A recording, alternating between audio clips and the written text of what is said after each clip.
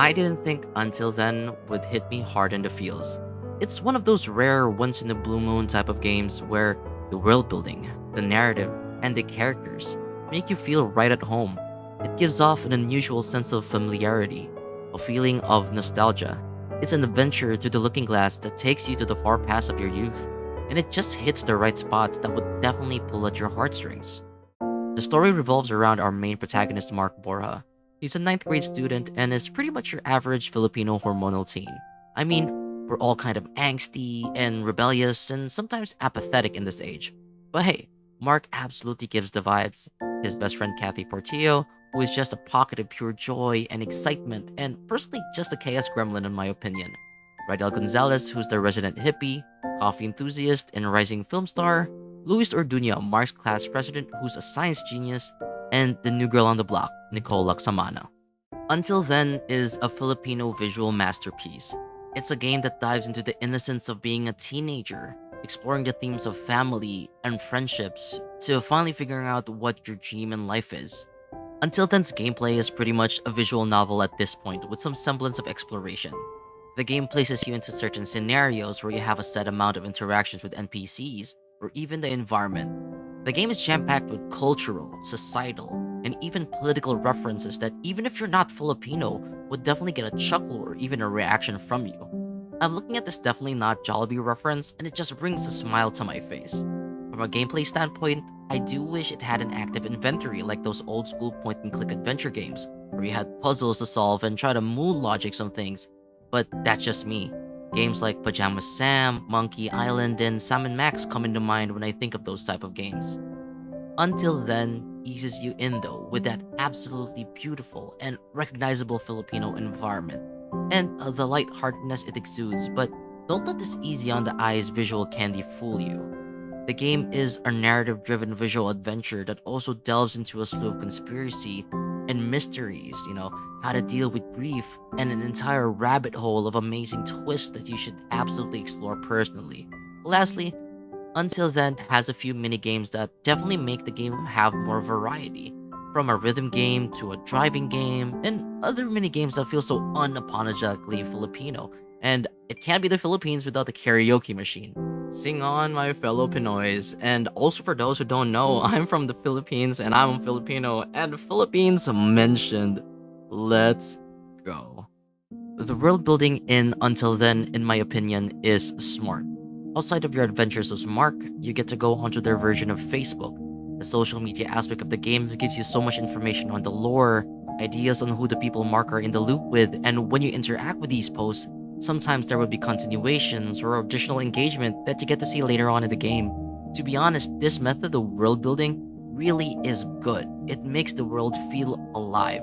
It immerses you and rewards you for being curious on what goes on in the world of Until Then. It's basically Doom Scrollception, but on your PC. Until Then definitely is a game where you need to keep your eyes peeled. It subverts expectations, especially when you think, oh, this section right here, I could predict what's going to happen next. Until Then does not shy away from being a thought provoking story, though. There will be times that you notice that it plays with the cliches that are commonly found in those movies and books like The Fault in Our Stars or some other indie shows, and it works. If it ain't broke, don't fix it. And that's what I love about Until Then. It's not afraid to show sensitive topics, it's not afraid to talk about how you should look at life, and it's not afraid to talk about how and who you should love. The game is definitely something that we as a people should experience. Some scenes can be triggering, some scenes will evoke emotion, and some scenes will make you reminisce, and some scenes will make you realize how life can be different, especially with the circumstances presented to us. Until Then does that pretty well, and it will hit you. You'll find a moment in the game where you say, yo, I can relate to that, and sometimes you can find moments in the game that make you say, Mark, I know you're trying to be cool, but bro, that was whack. Until Then definitely knows how to make you feel human in its writing.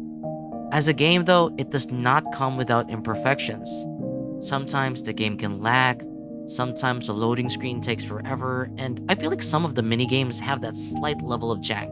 It doesn't take away from the experience though, however, it can break immersion, especially if you want to get to the next part. I think some parts of the game is fluff, but it doesn't matter because we get some more world building and personality from Until Then.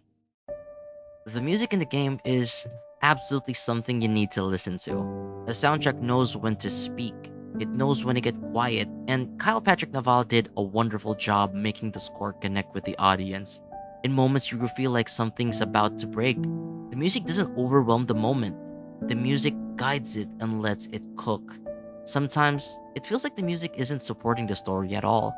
Sometimes I think it is the story without the words, but is emotional storytelling personified. There's a lot to unpack when playing Until Then. From the characters and the story, it leaves you speculating. It leaves you wondering, what if this happened? What if there was another scenario? What if there was a different outcome to this moment? And how can I change it? It's an absolute emotional roller coaster, which I suggest you pace yourself in playing so you don't rush through the story. And if you're Filipino and haven't tried the game out, you can have the characters talk in Tagalog, and it makes the experience super unique. We rarely get Filipino representation in games, and seeing Until Then do this has me hopeful that we get more Filipino games that can be huge successes in the future. Thank you so much for watching. It's been a while since I posted a video, and I finally got a new PC. I'll be posting more videos in 2026, and to be honest, I feel like this video is the perfect send-off for 2025. I've reached my 500 sub goal, and now I want to hit 1,000 subs next. If I want to make more videos in the future, more than just a hobby, it's pretty much going to be something that I might just want to do and review some more stuff. Talk more about the games I love, talk more about the games I enjoy. And right now, I'm recently getting into like more Tekken stuff, more Digimon stuff. So maybe we can push those out some more. It will sound very cliche to say this, but we have to leave our past behind, live in the present and chase the future. Thanks to 2025. Leave a like, comment, subscribe, or I don't know, say AndroidPAW, what was that in the comments, just for the memes. I'll see you guys in the next video. Until then, peace out.